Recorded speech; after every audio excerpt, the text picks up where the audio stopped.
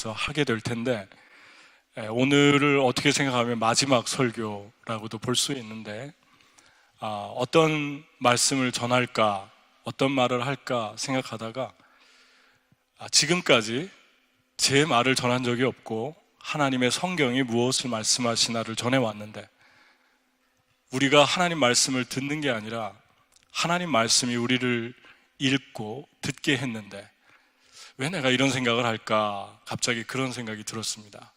그래서 오늘도 역시 그동안 해왔던 대로, 12년 동안 해왔던 대로 말씀이 무엇을 얘기하나, 말씀이 우리를 어떻게 읽을 것인가, 우리를 어떻게 들을 것인가, 말씀만 전하면 되겠다, 그런 생각이 들었습니다. 그리고 그 말씀이 이제 우리가 지난 시간에 이어서 누가복음 그대로 순서대로 하려고 그럽니다. 어떤 율법사가 예수님께 와서 무엇을 해야 영생을 얻을 수 있습니까? 라고 물어봤습니다. 그랬더니 예수님께서 이 사람의 이제 질문의 의도를 알았죠. 왜냐하면 예수님을 시험하러 와서 그렇게 물었습니다. tempted him 그랬죠. tempted, 유혹하고 넘어지게 하려고 질문한 것입니다. 이 불순한 동기를 가지고 영생을 얘기했을 때 예수님께서 이미 얼마 전에 제자들에게 얘기를 하셨죠.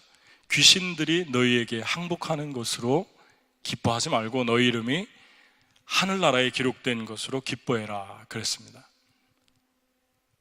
예수님께서 영생에 대해서 성경에 분명하게 말씀을 했는데 요한복음에 그 증거가 4구절 정도가 있습니다. 요한복음 17장 3절에 보면 영생은 유일하신 참 하나님과 그가 보내신 자 예수 그리스도를 아는 것입니다 그랬습니다. 그리고 또 요한복음 17장 6장 40절은 내 아버지의 뜻은 아들을 보고 믿는 자마다 영생을 얻는 이것이니 마지막 날에 내가 이를 다시 살리리라 하시니라 그랬습니다.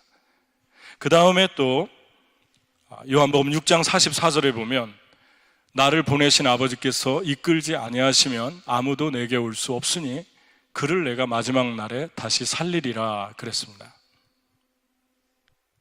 요한복음 5장 39절에 너희가 성경에서 영생을 얻는 줄 생각하고 성경을 연구하거니와 이 성경이 곧 내게 대하여 증언하는 것이니라 그랬습니다.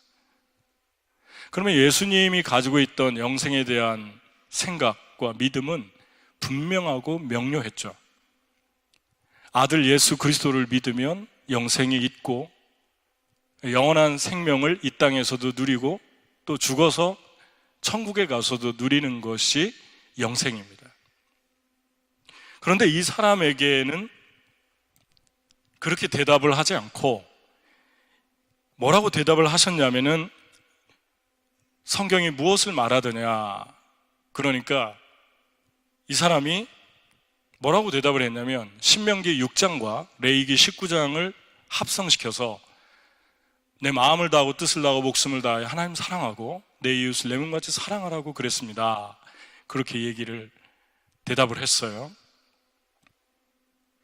그런데 예수님이 다시 또 뭐라고 얘기를 하셨냐면 너의 대답 잘했다, 옳다, 너도 그와 같이 살아라. 그러면 살게 될 것이다. 영생할 것이다. 왜 예수님이 이렇게 얘기를 하셨을까? 영생에 대해서. 그 이유가 29절에 있는데 이 사람의 심리 때문입니다. 그 사람이 자기를 옳게 보이려고 예수께 여쭤보되 그러면 내 이웃이 누굽니까? 그랬습니다. 그러니까 이 사람이 질문한 거는 영생보다 자기가 그동안 선행을 행하고 의를 행한 것을 드러내고 싶어서 유도해서 질문한 것입니다. 근데 유대인들은 이웃의 개념이, 사랑이 유대인으로 국한이 되어 있는데 아마도 나름껏 열심히 한 것 같아요. 구제도 하고 좋은 일도 하고 또 많은 사람들에게 여러 가지 선행을 베푼 것 같습니다. 그래서 그 얘기를 하고 싶었는데 예수님의 대답이 이 사람이 의도한 바와 다르게 가고 있죠. 너도 이와 같이 해라 한 다음에 그 다음 말이 더 충격적이었어요. 그 비유를 얘기하는데 예루살렘에서 여리고로 내려가는 사람이 있었다 그럽니다. 예루살렘은 해발 726m고 여리고는 수면하 해면 밑에 바다보다 낮은 250m입니다. 그러니까 예루살렘에서 여리고는 내려간다는 표현이 맞죠. 가파르고 암석이 많아서 강도가 많았는데 예루살렘에서 한 사람이 내려가다가 강도가 외진 곳에서 이 사람의 그 중에 귀중품 중에 하나가 옷이기 때문에 옷을 빼앗고 때리고 거의 죽은 것을 버리고 갔습니다. 예수님이 두 사람을 얘기했는데 한 사람이 제사장이었는데 제사장이 보고 피해 지나가고 레위인이 보고 피해 지나갔다. 충격적인 건 제사장과 레위인은 하나님 말씀 신명기와 레위기에 있는 하나님 사랑, 이웃 사랑 분명히 알고 있는 사람들인데 피하고 지나갔습니다. 아마 누군가 제사장은 한 가지 규칙이 있는데 제사를 지내러 갈 때 시체를 가까이 하면 제사를 지내는데 자격이 박탈됐기 때문에 7일을 깨끗한 정결의식을 치룬 다음에 제사를 지낼 수가 있었어요. 그래서 피했다라고도 보는데 이 말이 성립이 안 되는 거는 제사 지내러 예루살렘으로 올라가는 것인데 이 사람들은 예루살렘에서 여리고로 내려가고 있었으니까 제사 지내러 가는 사람들이 아닙니다. 그리고 시체를 가까이 했다고 하더라도 7일만 기다리면 얼마든지 제사를 지낼 수 있었어요. 이 사람이 죽어가는데 시체처럼 생각을 했을 경우를 말하는 것입니다. 제사장은 하나님께 제사를 대표해 지냈고 레위인은 제사장들이 쓰는 기구들을 거룩한 기구들을 관리했는데 이 사람들이 피해서 이 위선자처럼 지나간 것 중에 하나가 아무도 보지 않는 그곳이었기 때문에 그랬다고 우리가 해석할 수 있습니다. 왜냐하면 강도들은 사람들 많은 데 나타나는 게 아니라 사람들이 없는, 인적이 없는 외진 곳, 암석이 많은 곳에서 등장을 했죠.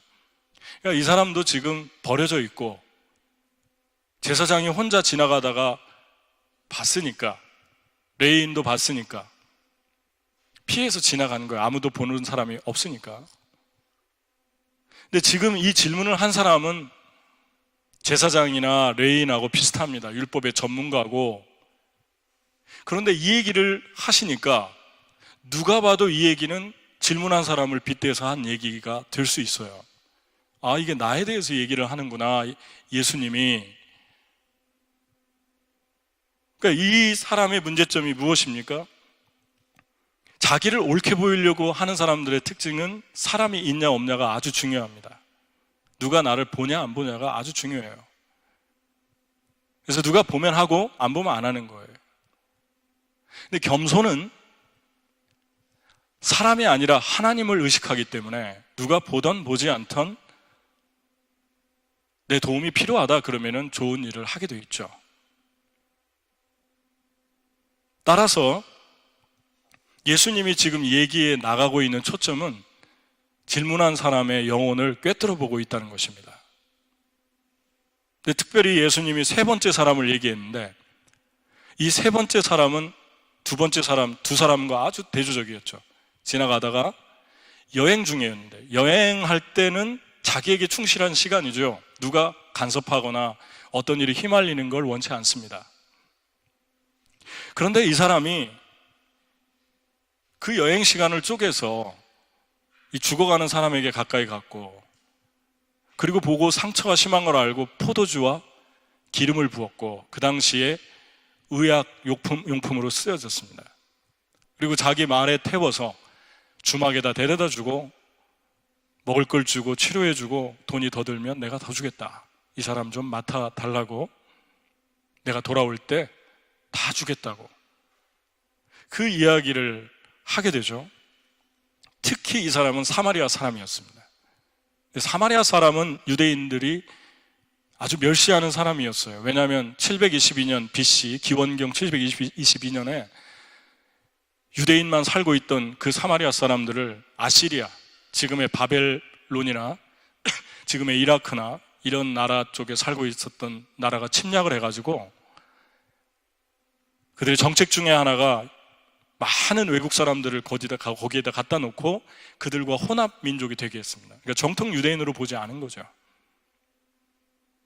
근데 그런 자기들이 무시하는 사마리아인이 이런 일을 행했다고 하니까 아주 충격적인 얘기를 한 거예요. 자기는 제사장하고 레인처럼 위선자가 됐고 자기가 경멸하는 선한 사마리아인은 아주 착한 사람으로 그렇게 비유를 하신 거예요. 여러분, 예수님이 이 세 사람을 얘기한 다음에 누가 이웃이냐 물어봤습니다. 근데 뜻밖에도 이 사람이 정직하게 대답했습니다. 세 번째 사람입니다. 아마도 마음에 찔림이 있었던 것 같고, 그리고 자기 모습을 본 것 같아요. 두 사람의 위선적인 모습 속에서. 이 세 번째 사람이 누굽니까, 여러분? 바로 예수님을 상징하고 있습니다. 어떤 분은 사마리아인인데 어떻게 예수님을 상징합니까? 그러는데 예수님은 유대인으로 혈통으로 오셨지만 예수님 자신의 족보나 나라에 대해서 초월하고 사셨습니다. 사마리아도 가끔씩 불쑥불쑥 들어가셨고 유대인 지역이 아닌 시돈과 두로 지역도 들어가셨고 데가볼리 지역도 들어가셨고 당시의 갈릴리는 외국 사람들이 아주 많이 살았어요. 예수님에게는 나라의 개념이 없었습니다. 더군다나 유대인이 유대 혈통을 가졌다라고 얘기하면 우리가 성경을 잘 모르는 거죠. 왜냐하면 아브라함의 출신은 지금의 이라크 출신입니다. 정통 유대인이 아니에요. 갈대아 우르는 지금의 이라크와 이란의 경계 지역에 있는데 엄연히 따지면 이라크 쪽입니다. 더군다나 예수님의 조상 기생 라합은 여리고 가나안 땅의 원주민이었어요. 가나안 땅의 원주민들은 주로 함의 자손의 혈통의 사람들이었습니다. 그리고 또 하나는 예수님의 조상 중에 룻이 있는데 그 룻과 보아스가 결혼을 하고 보아스와 룻이 낳은 사람이 오벳이고 오벳이 이새를 낳고 이새가 다윗을 낳고 다윗의 자손에서 예수가 왔기 때문에 그 룻은 이방 사람, 모압 사람입니다. 지금의 요르단 동편, 요르단 출신이에요. 그러니까 이스라엘 사람 따로, 아랍 사람 따로 구별하는 건 의미가 없어요. 이미 그들은 다 섞여 있고 한 형제고 한 혈통입니다. 그런데 예수님이 사마리아 사람이 아니다라고 한다면 그것도 올바른 해석일 수 없죠. 여기 나타난 사마리아 사람의 인격이 예수님하고 똑같습니다. 예수님 오셔서 포도주, 이것은 내 피요, 빵, 이것은 내 살이다 그랬죠. 예수님이 피를 흘려서 그 피를 한 사람 한 사람에게 쏟아 부어 주시고 치료해 주시고 그 몸에 자신의 몸을 십자가에 죽으셔서 베푸시고 생명을 주셨습니다. 그 예수님이 성령의 기름을 부어 주셨고 치료해 주셨고 주막은 어딜까요? 주막은 하나님의 교회입니다. 교회에 데려다 주셔서 내가 다시 올 때까지 모든 필요를 다 공급해 주겠다. 여기 있어라. 여기 안전하다. 그리고 그가 살아나면 그의 손을 잡고 너도 강도 만난 자들에게 또 가서 이같이 살아라. 이게 예수님의 의도였습니다. 강도 만난 사람이 누굽니까? 바로 저와 여러분이죠. 세상에서 예수님 없이 살다가 버려지고 아무도 바라보지 않고 죽어가고 있었는데 아무도 바라보지 않고 찾아오지 않는 우리에게 예수님이 조용히 찾아오셔서 그분의 손을 피 묻은 손으로 얹고 그분의 보혈로 나의 영혼을 부어주시고 도저히 치료될 수 없는 나의 상처와 죄악과 아픔을 치료해 주시고 그리고 성령의 기름을 부으셔서 그 성령으로 우리를 다시 살게 해주시고 내가 너를 포기하지 않는다. 너는 나의 사랑하는 자다. 나는 너의 이름을 세상이 창조되기 전부터 알았다. 나는 너를 지은 여호와다. 너는 내 것이다. 그 사랑, 바로 강도 만난 자가 우리 자화상입니다. 그 사랑을 베풀어 주셨습니다. 그리고 이 따뜻한 교회에 우리를 인도해 주셨죠. 그리고 우리는 교회에서 한없는 위로와 치유와 회복을, 사랑을 받고 있고, 주님은 우리에게 또 다른 강도 만난 자들에게 가라고 우리를 회복시키시고 살리십니다. 여러분에게 강도 만난 사람들은 누굽니까? 여러분에게 있어서 강도 만난 사람은 누굴까요? 주님이 저에게 20년 전에 보여준 강도 만난 사람들은 뉴욕에 있는 사람들이었고, 뉴욕에 왔을 때 너무나 많은 사람들이 슬픔과 죄악과 고통 가운데 헤매이고 있었고, 그들을 하나님이 치유하시는 걸 보게 하셨고, 다시 살아나는 걸 보게 하셨고, 주막집인 교회로 데리고 와서 그들의 영혼을 일으키는 것을 보았습니다. 지금도 이 땅은 강도 만난 사람들이 너무 많습니다. 이 강도 만난 사람들에게 보낼 때 정신없이 살았고, 주고 또 주고 또 주어도 계속 주어야 했고, 이 땅에 계속해서 예수 그리스도의 사랑으로 보내는 그곳으로 갔던 것 같습니다. 얼마 전에 제가 한 2년 전에 뉴저지에 이사 가서 앞집에 사는 아저씨가, 그 이웃들이 많은데 보자마자 인사를 하시고, 한 60대 중년의 분이시는데 무슨 도움이 필요하면 와서 연락하라고, 내가 다 도와주겠다고, 참 천사같이 아름다운 분이셨어요. 한 2년이 지나고 어느 날 보니까 그분이 눈에 안 보이는 거예요. 계속 궁금했어요. 어디 가셨나? 왜 안 보이지? 잔디도 깎고 차도 운전하고 집에 들어가는 모습도 보고 바로 앞에 건너편이니까 창문 너머로 보았는데 안 보이는 거예요. 그래서 너무 답답해가지고 며칠 전에 가서 물어봤어요. 어떤 아가씨가 차에서 내리고 집으로 들어가길래 잠깐 얘기 좀 하자고, 아버지 어디 가셨냐고 그러니까 삼촌이래요. 돌아가셨대요. 캔서로. 너무 슬펐어요.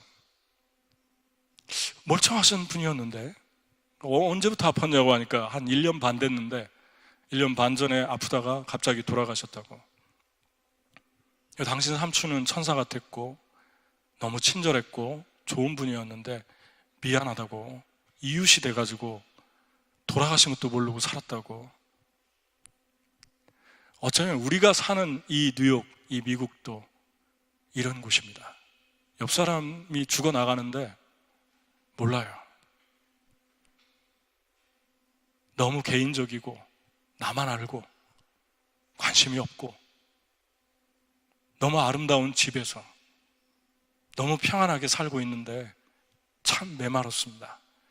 하나님께 너무 죄송했어요. 제가, 하나님, 내가 나중에 저분에게도 복음을 전할게요, 그런 마음이 어렴풋이 있었는데 또 한 발 늦췄구나, 또 한 발 놓쳤구나. 어떤 때는 성공했는데 어떤 때는 또 미루다가. 강도 만난 사람의 특징이 무엇입니까? 세월이 짧다는 거예요. 나는 두고두고 사랑하려고 했는데 어느 날, 어느 순간에 호련히 이별이 옵니다. 그리고 순간 헤어져야 합니다. 이제 그만 떠나야 될 시간이다. 우리는 많이 미루고 사는 것 같아요. 오늘 못하면 내일 하지 뭐. 내일 모레도 그분은 잔디를 깎을 거야. 그리고 저 집에 들어갔다 나왔다 하실 거야. 강도 만난 사람들은 여전히 이 땅에 존재합니다. 사우스다코타의 아이들 강도 만난 사람들이죠. 엄마 아빠 없이 한참 사랑받아야 될 나이에 양부모 집에 얹혀서 또 엄마 아버지의 그 술과 마약에 중독된 사람들에게 밤새 시달리고 잠도 못 자고, 그런 아이들에게 주님이 사랑을 주라고 강도 만난 사람을 보여줘서 우리가 가고 있잖아요. 주님이 저의 인생의 세 번째 텀에 보여주신 강도 만난 사람은 몽골입니다. 나는 너의 손을 잡고 이제 몽골로 가고 싶다. 나는 너와 너의 아내, 내 딸 장정임 사모를 데리고 몽골로 가고 싶다. 그들은 강도 만난 자다.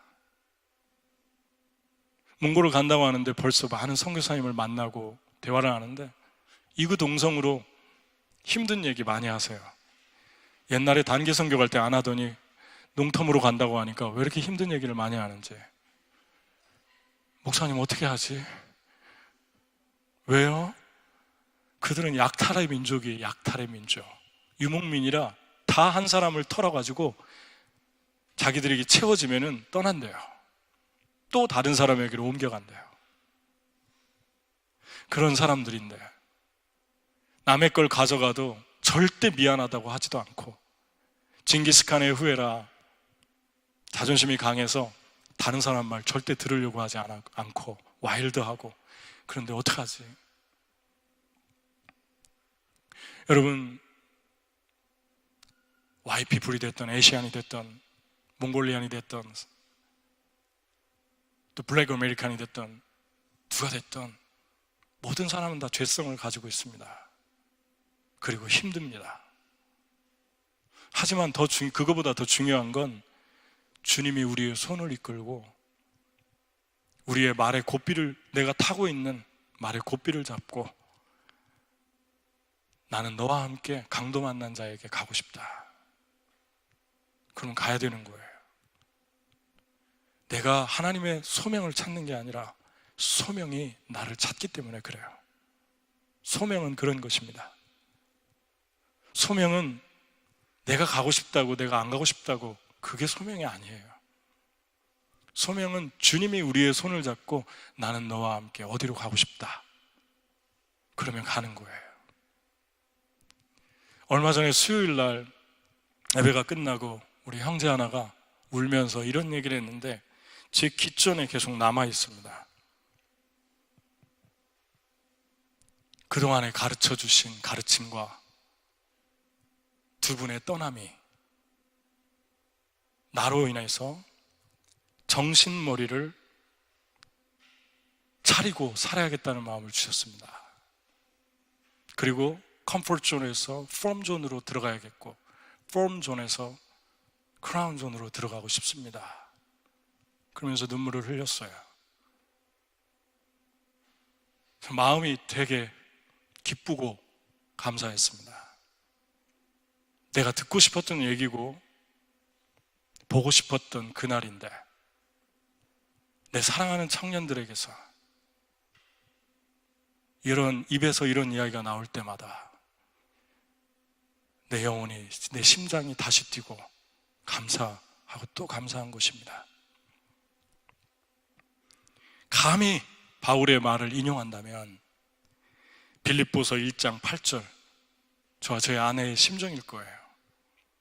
내가 예수 그리스도의 심장으로 너희 무리를 어떻게 사모하는지 하나님이 내 증인이시다. 여러분, 세 번째 사람으로 사십시다. 세 번째 사람은 예수님 같은 사람입니다.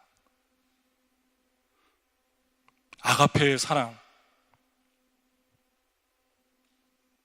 모든 걸 다 주고도 다시 올 때까지 비용 더 들면 더 주겠다고 하는 사랑, 그렇게 사신 분이, 말로만 한 게 아니라 그렇게 사신 분이 예수님입니다. 주님이 우리에게 이렇게 살기를 원하십니다. 제가 좋아하는 찬양 가사를 읽어주고 설교를 마치고 싶습니다. 우리의 오늘 눈물로 한 알의 씨앗을 심는다. 꿈꿀 수 없어 무너진 가슴에 저들의 푸른 꿈 다시 돋아나도록 우리와 함께 땀 흘려 소망의 길을 만든다. 내일로 가는 길을 찾지 못했던 저들 노래하며 달려갈 그 길, 그날에 우리 보리라. 새벽 이슬 같은 저들 일어나 뜨거운 가슴 사랑의 손으로 이 땅 치유하며 행진할 때 올해 황폐하였던 이 땅 어디서나 순결한 꽃들 피어나고 푸른 의의 나무가 가득한 세상 우리 함께 보리라. 저는 이제 저희 아내와 몽골로 갑니다. 몽골에서 또 다른 그의 내면이 무너진, 꿈꿀 수 없어 길을 찾지 못해 무너진 그 황폐한 영혼들이 다시 일어나는 그날을 보고 싶습니다. 저는 이 땅에 이렇게 형제처럼 고백하는 다시 일어나서 아니란 자리에서 나와서 주님이 말씀하실 때 이 십자가 지겠느냐 말씀하실 때 예 주님. 고난의 길 가겠느냐? 네 주님. 제가 이 십자가 지겠습니다. 고난의 길 가겠습니다. 저 그 표현 참 멋있는 것 같아요. 정신머리를 차리고. 우리가 이 시간들이 많이 남았다라고 너무 착각하지 말고 하루하루 주님이 우리에게 부르실 때 주님 내가 여기 있습니다. 주님 위해 살겠습니다. 새벽 이슬 같은 영혼들이 일어나는 그날, 내가 그날을 보고 싶습니다. 그런 마음으로 여러분이 살기를 축복합니다. 여러분, 주님이 저와 여러분을 강도 만난 저와 여러분을 사랑하셨습니다. 가끔 우리 지체들이 그런 말을 하는 것 같아요. 이 교회가 아니고 복음이 아니었으면 나는 지금 이 자리에 없을 것 같아요. 저도 마찬가지입니다. 예수님을 뜨겁게 사랑할 수밖에 없는 게 예수님이 주신 교회를 한순간도 잊을 수 없는 게 예수님 나를 이렇게 사랑하셨는데 나 같은 버려진 자를 찾아오셨는데 이 은혜 어떻게 갚을까? 이 기쁨, 이 사랑 어떻게 다 표현할까? 저와 저희 아내가 장정임 사모님이 어떻게 맨하탄 선교교회를 잇겠습니까? 어떻게 뉴욕을 잇겠습니까? 18년을 살았는데 여러분 한 사람 어떻게 잇겠습니까? 그런데 주님이 하실 일을 믿고 이제 가방을 싸고 있어요. 떠나려고 합니다. 우리 주님이 원하시는 그 시간에 다시 만나서 땅끝에서 세 번째 사람으로 살다가 우리가 다시 만나서 주님이 하신 일을 크게 넓게 깊게 나누는 그런 삶이 되기를 축복합니다. 그날을 보고 싶습니다. 주님 오실 때까지 세 번째 사람으로 삽시다. 우리 다 같이 한번 기도하겠습니다. 이 시간에